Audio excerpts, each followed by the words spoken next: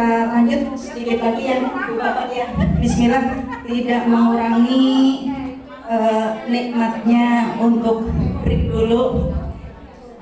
Ya, lanjut. Jadi komponen 1 analisis karakteristik madrasah itu prinsip-prinsipnya itu bisa ditempuh dengan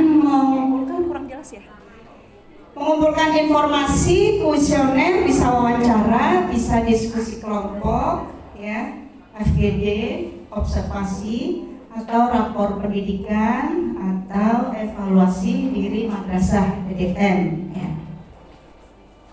Nah, untuk kekhasan dan ruh madrasah yang harus dikembangkan, perspektif ibadah berdimensi ukhrawi, nilai agama dan akhlak harus mewarnai praktik pendidikan di madrasah. Hubungan guru peserta didik diikat dengan mahabbah fillah, nilai kasih sayang, saling membantu dan menolong. Terus pandangan ainur rahmah, ya, kasih sayang bukan nafsu. Terus hati nurani sebagai sasaran utama atau akhlak terpuji, dan akhlak di atas ilmu pengetahuan. Sedikit ya Ibu Bapak. Jadi boleh sedikit cerita ya, sedikit ya. Jadi di madrasah tertentu kaitannya dengan ini. Hubungan guru peserta didik diikat dengan mahabbah fillah, nilai kasih sayang.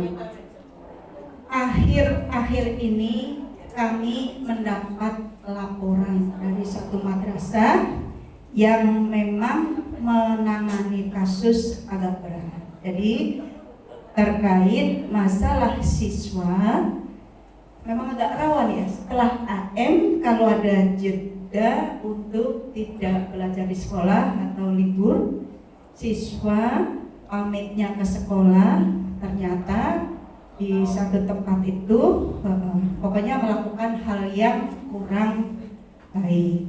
Nah, di gerbek, nah sampailah di tangan yang berwajib, yaitu sampai mengeluarkan ya di atas puluhan juta itu. Nah, mudah-mudahan untuk yang di MTS kita jangan sampai seperti itu. Mungkin ya untuk Wakabit kurikulum, kemahasiswaan, dan kita semua mengkondisikan setelah libur atau setelah jeda untuk keaktifan belajar siswa, terutama yang kelas 9 agak rawan, tetap benar-benar kita menitipkan ke orang tua ya. Kita mengkomunikasikan dengan orang tua dengan apik, jangan sampai terjadi hal-hal yang seperti itu. Terus satu lagi, ada juga yang kasusnya itu tidak diselesaikan secara solutif internal, ujuk-ujuk langsung ke Menak. Ya, kita tahu dan kita paham lah, mungkin kayak Pak Haji Dr. Adaming yang Menak konsul OT, Alfa, misalnya OT, wajib etik, tapi tidak seperti itu karena kita juga ada jalurnya, gitu ya. Ada kekerasan, kita kan paham ya, kekerasan itu ada yang verbal, ada yang fisik. Yang kekerasan verbal dari siswa itu tidak terima. Ada salah satu pihak madrasah yang perkataannya itu menyinggung, pokok katakanlah sakit hati, gitu ya. Sampailah menjual, terus didampingi dengan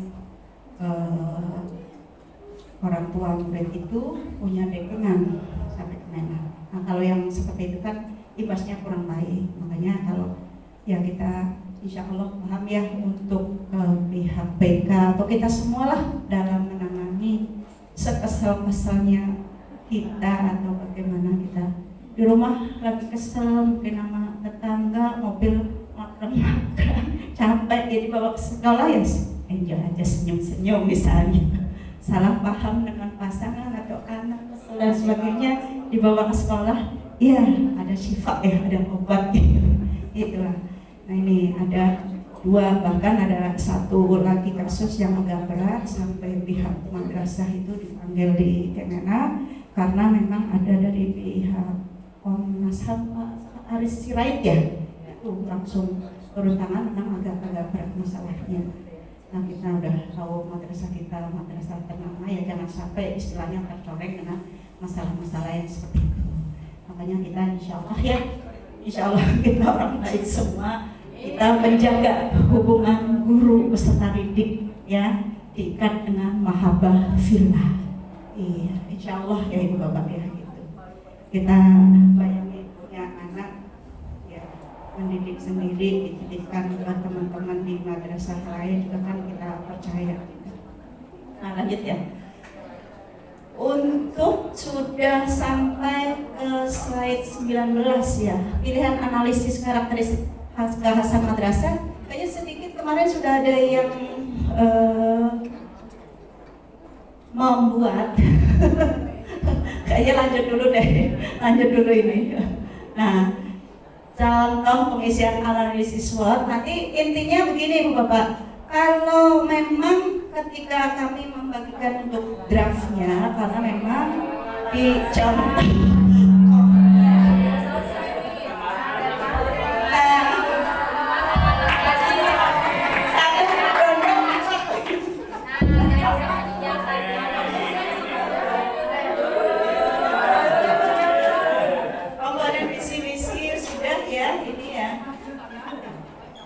visi harus kumpul, kompetitif, kuliah, lanjut, ini sudah. Nah, untuk ke struktur kurikulum di MTS kita pahami, nanti kita hitung bareng juga ya, karena ada perbedaan sedikit ketika kita berkecimpung di K13 ya. Terus pendekatan dalam pengorganisasian belajar, kaitannya dengan penjadwalan nanti ya, untuk disusunnya di proses perencanaan pembelajaran, perbedaannya nanti bagaimana, insya Allah kita paham semua. Dari nomenklatur atau perubahan istilah-istilah dari KI dan KD, lebur jadi apa, TP disusun, TP disusun jadi apa? Oh, apa? TP disusun lalu jadi ATP, dari ATP jadi modul ajar. Jadi kita bayangin, oh ya KI KD itu nanti jadi istilahnya CP. Nah setelah CP itu capaian pembelajaran, kita menuju TP tujuan pembelajaran, ke ATP ada alurnya. Setelah ATP baru kita menyusun modul pembelajaran atau RPP. Itu pun masih diberikan kemerdekaan. Kita mau pakai RPP boleh, mau pakai modul ajar boleh. Nah ini nanti ada pembahasannya insya Allah di bulan Juni. Karena yang harus selesai dulu komnya dulu. Padahal komnya itu juga nanti ada susunannya itu. Hanya kalau yang perencanaan pembelajaran di madrasah, nah ini prinsip-prinsipnya secara teori mah. Ya kalau saya pribadi itu lebih cenderung ke praktisannya gitu ya. Nah ini siapa yang terlibat dalam evaluasi kom? Dari evaluasi itu kan ada pembuatannya, ada penyusunannya. Ya otomatis ini juga terlibat dari kepala madrasah, wakil pendidik, tenaga pendidikan. Adakah di sini tenaga pendidikannya? Ada. Nah, itu dia. Mungkin buat evaluasi ke depan mestinya juga ada ya. Iya. Pengawas madrasah, ada orang tua nih wali muslim. Terus mitra dunia kerja, organisasi komunitas, industri. Nah ini kalau mitra dunia kerja banyak dilibatkan, misalnya udah ke tingkat SMK. Kalau di MTS nanti untuk di P5 PRA-nya mau di spesifik apa, kita melibatkan mitra yang harus bisa sinergi.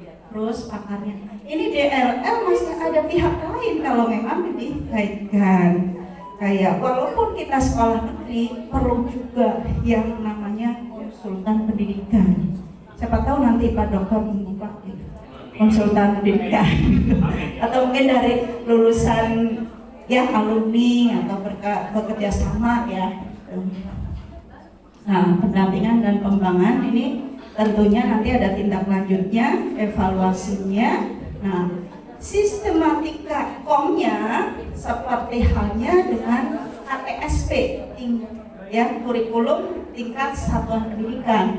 Ada sampul, cover, daftar isi, daftar lampiran, pengantar, tim penyusunnya siapa, halaman penetapan ada camat, halaman rekomendasi dari pengawas, dan halaman pengesahan ini langsung ke kepala kantor Kemenak kabupaten atau kota.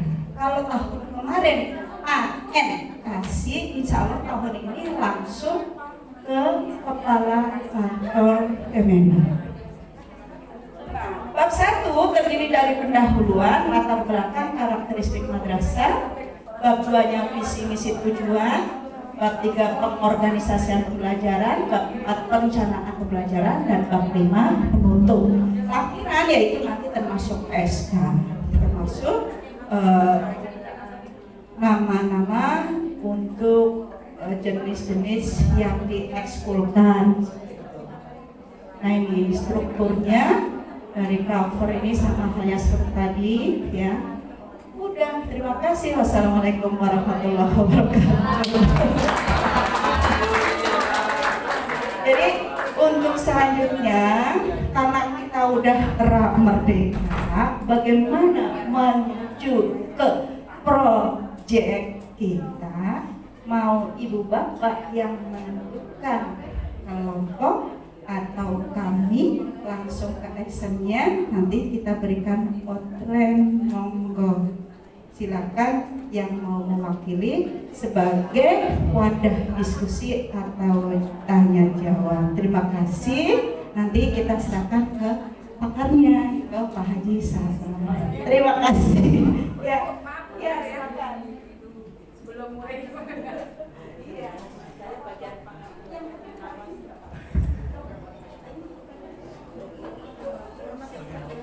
Bismillahirrahmanirrahim. Assalamualaikum warahmatullahi wabarakatuh. Mohon izin nih Bapak Ibu pengawas, ada yang ingin saya tanyakan. Untuk MTSN 1, kita kan hanya hanya kelas 7 saja yang memakai kurikulum Merdeka. Sementara kelas 8 dan kelas 9-nya masih memakai K13. Nah, untuk kom ini jadinya kita bikin 2 dokumen atau satu saja di kom, tapi kita jabarkan juga K13-nya. Artinya apa? Untuk di yang pemadarisasiannya itu ya Pak ya, untuk kelas 7 kita memakai kurikulum Merdeka, kita memakai kom, dan untuk kelas 8 dan 9 kita masih memakai K13. Jadi kita sertakan aja strukturnya di situ atau misah ada 2 dokumen. Ya, terima kasih. Itu aja pertanyaan saya. Assalamualaikum warahmatullahi wabarakatuh.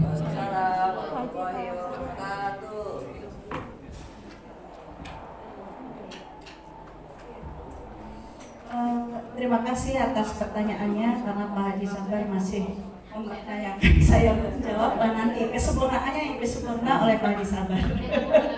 Sepengetahuan saya dan berdasarkan desain saya, karena memang untuk piloting project yang diwajibkan di madrasah negeri ya, dan terutama untuk di Kota Bekasi tahun 2023-2024 itu sekarang mencapai 15 madrasah ya, selain yang negeri yang diwajibkan. Kalau untuk swasta itu mengajukan melalui PDAM, kalau negeri sudah iya pedum PDAM. Sekarang kan pedum PDAM bersama air minum. Ya, intinya jadi untuk kurikulum Merdeka di tahun 2023 itu dibuat komnya untuk kelas 7, dan untuk kelas 8 dan 9 itu terpisah seperti yang tahun kemarin dokumen 1 atau KTSP. Mudah-mudahan itu jelas ya Bu Hajah. Barangkali kalau dari Pak Haji Sabar ada penambahan atau ada yang mau kita diskusikan lagi, monggo silahkan.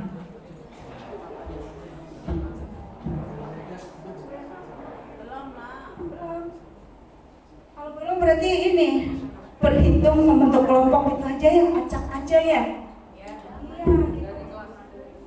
Saya belum. Nah sekarang hitung dari depan biar ketahuan ya. Berhitung mulai. 1, 2, 3, 4, 5, 6, 7 berhitung dulu biar ketahuan. 7, 8,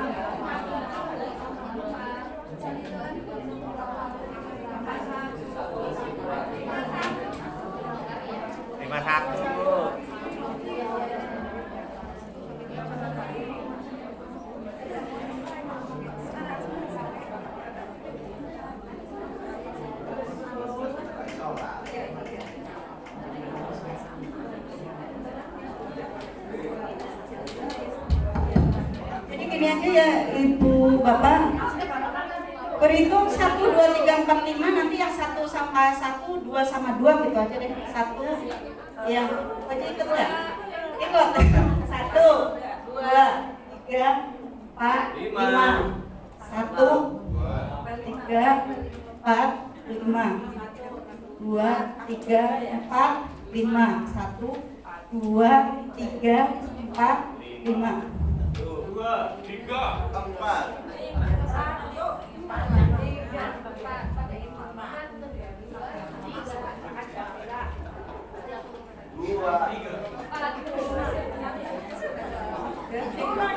Pas. Yang 1, 2, 3. Nah, yang 1 sama 1.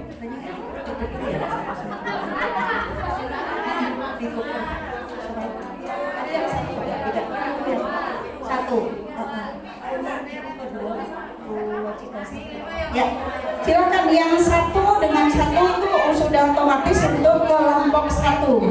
Ya, silakan. Biar cepat. Katanya ikan lele, ikan gabus, ikan sepat, ikan gabus, ikan lele. Ayo silakan. Iya, langsung. Ini langsung dapat.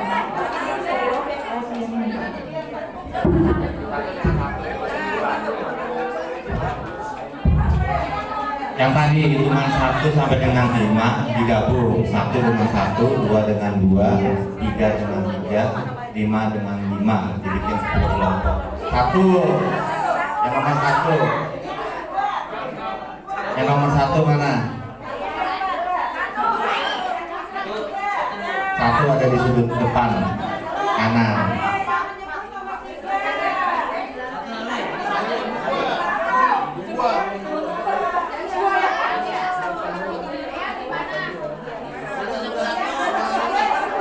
Dua mana nomor 2?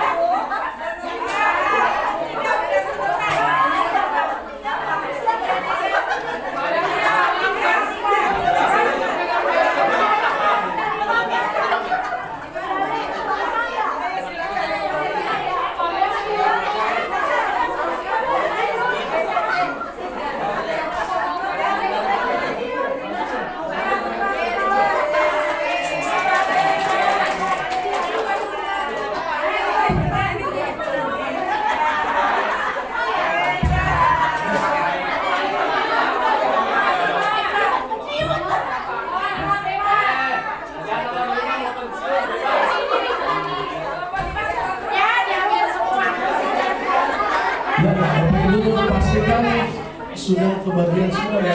Ada 5 kelompok besar. Udah selesai. Lagi kelompok berapa? Kelompok berapa? Ini silakan cari tempat. Kelompok 1, ya, Melintang, Basri, teman-teman. Silakan. Kelompok 2 di mana posisinya? Bu Mari kelompok berapa? Kelompok 1, oke. Kelompok 2 di mana posisinya kelompok 2? Oh sini, oke, sama Bu Yeti. Pasti teman-teman.